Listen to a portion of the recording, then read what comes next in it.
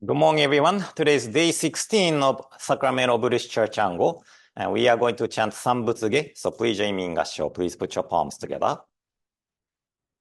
Namo Amida Butsu, Namo Amida Butsu, Namo Amida Butsu, Namanda Butsu, Namanda Butsu, Namanda Butsu.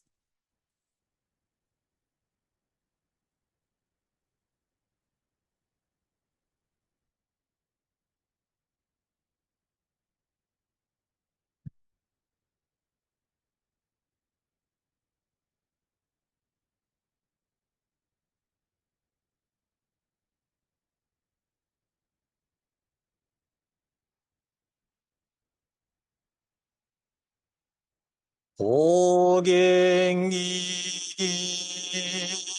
偉人無国行善妙無用当社日月満日修行営業開始のんぺい有逆十目如来予言調整無臨小学大音コール実法開門精進三昧知恵徳無量修正慶右人大前年小仏法海愚人人の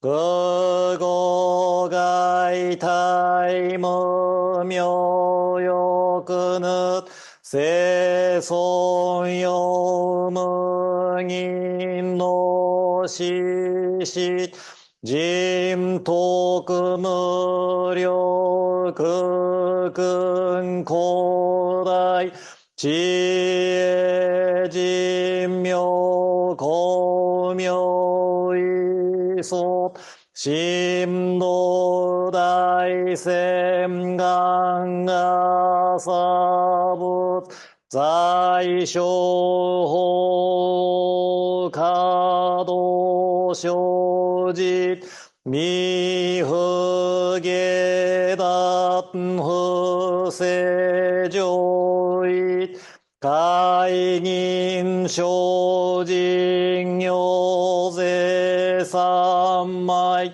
知恵以上合成特物不行志願一切空空義左大安慶死有仏百千億万無量大小修行五弱用一切死と小仏不行愚道見性不逆非行五弱小仏世界部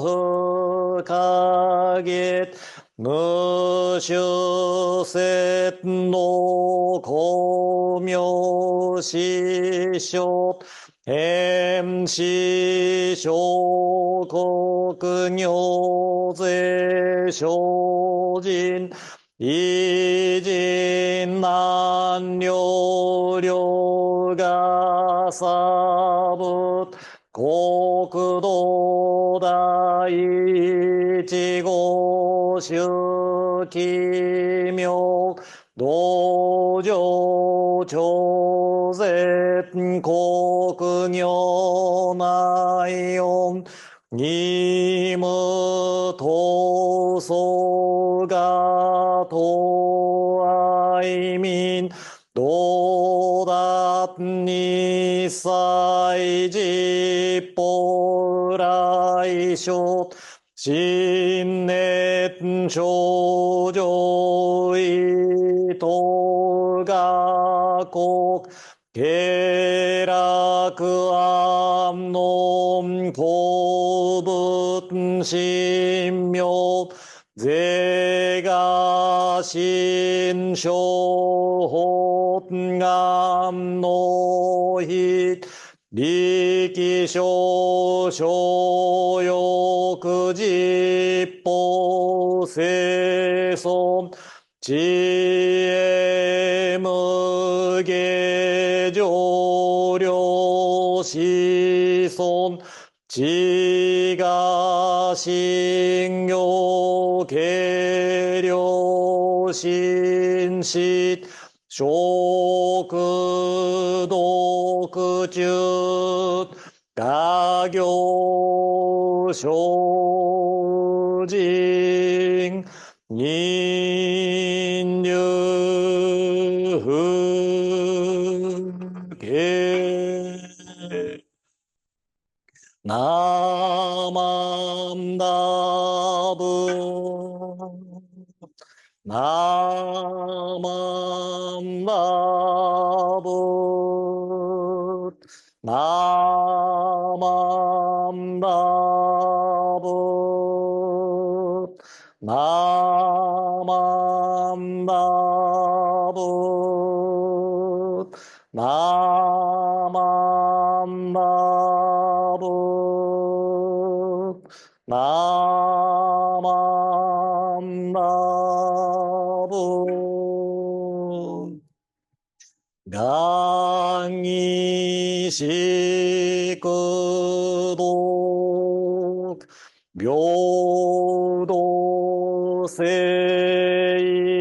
祭道本菩提心五条安楽公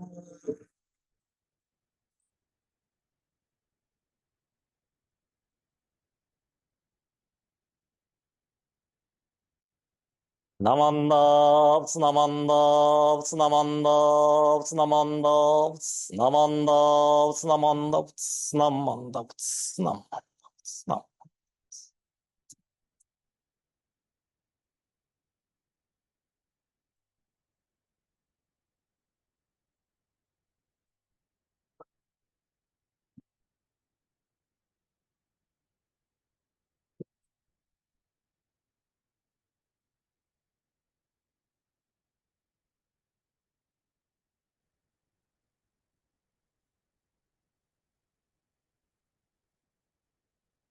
So now we are moving into Shinran Shungin's understanding of the 22nd vow.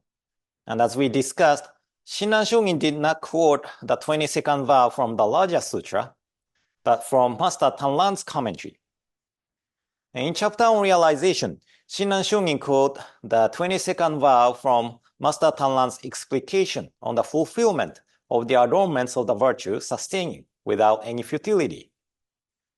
And the passage from the three relevant vows were quoted in chapter on practice, where Shinran Shungin discusses the other power. And there Shinran Shungin revealed the 18th vow is the cause of the birth and attainment of Buddhahood. And then 11th vow is the fruition of the birth and the attainment of Buddhahood. And the 22nd vow is the compassionate working of Amida's directing of virtue for our return to this world, and ordinary beings unfailingly attain supreme enlightenment.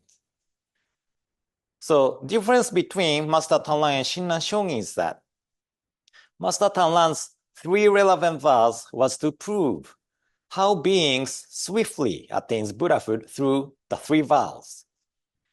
But Shinran Shungin emphasized that our attainment of Buddhahood is all dependent of other power of Amida Buddha. But anyway, Shinran Shungin said in chapter on realization of Kyogyo Shinsho.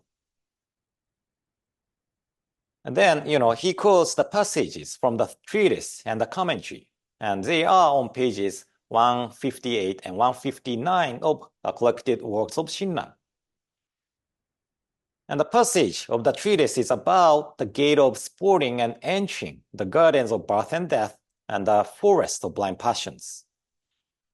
And the passage of the commentary is, as I mentioned earlier, the passage from the fulfillment of the adornments of the virtue, sustaining without any futility.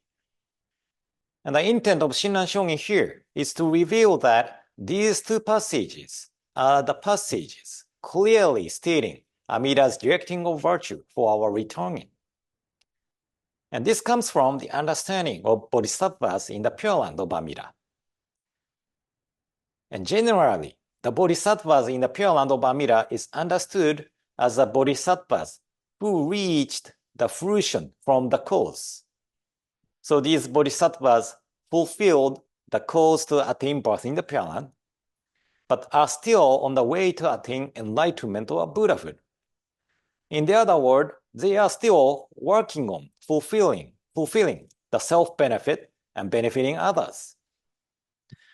But Shinran Shogin's understanding is that the bodhisattvas in the Pure Land of Amida already fulfilled the cause to attain Buddhahood, but they are taking the form of bodhisattvas. So Shinran Shogin's way of reading the 22nd vow passage is a little different from the sutra passage and Master Tan learns. Such bodhisattvas surpass ordinary ones, manifest the practices of all the bodhisattva stages, and discipline themselves in the virtue of Samanta Vajra. And this is based on the passage from the Raja Sutra I shared at the definition of this Rondai. The Buddha land is pure and tranquil, wondrous and delightful. It is not apart from the enlightenment of uncreated nirvana. The Shravakas, bodhisattvas, devas, and human beings there all possesses lofty and brilliant wisdom, and their transcendent powers are thoroughly realized. They are all of a single kind with no distinction in appearance.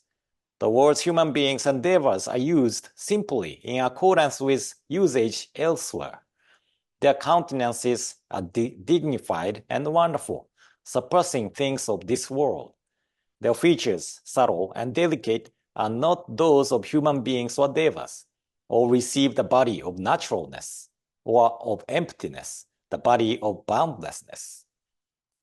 So, even though the beings in the Pure Land manifest various forms, they are all the ones who have received the body of naturalness, which expresses the Buddhahood.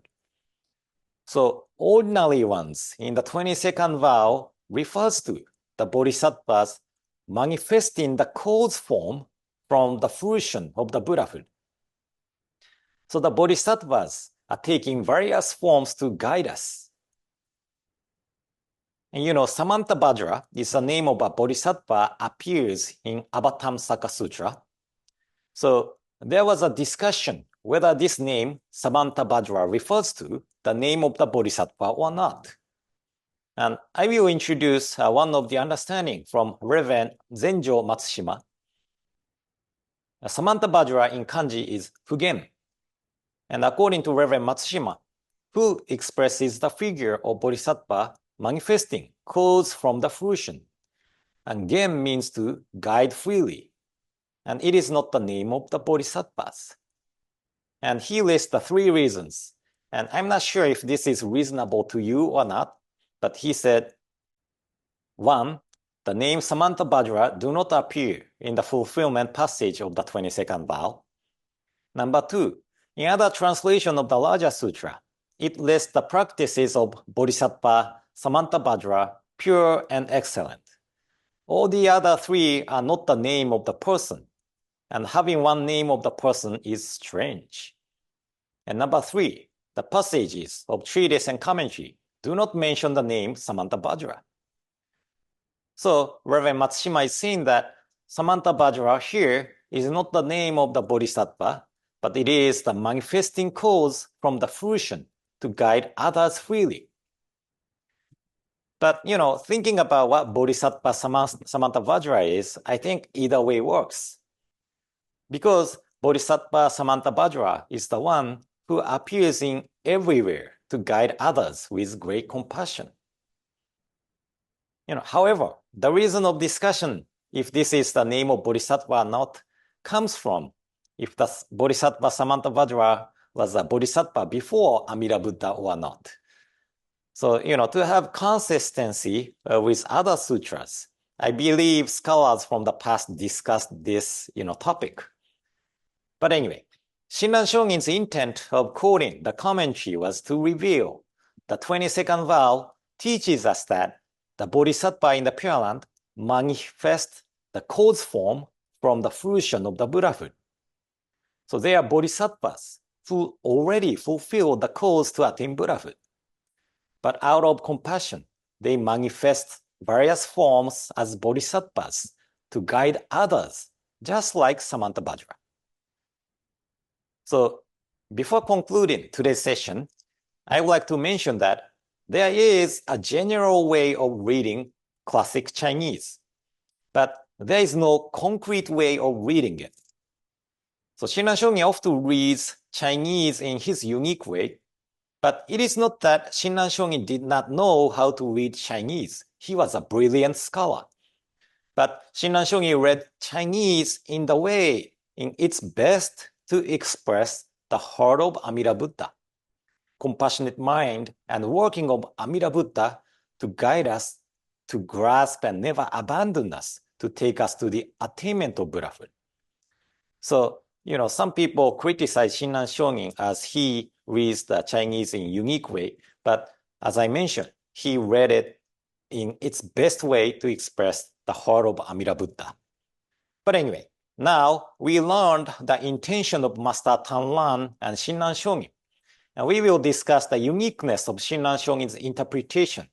And I would like to share a little bit of the late Reverend Senye Inagi's understanding to conclude this Rondai. So I hope today's explanation helped. And in closing, please join me in Gassho. Please put your palms together. Namo Amida Butsu. Namo Amida Butsu. Namo Amida Butsu. Namanda Butsu. Namo.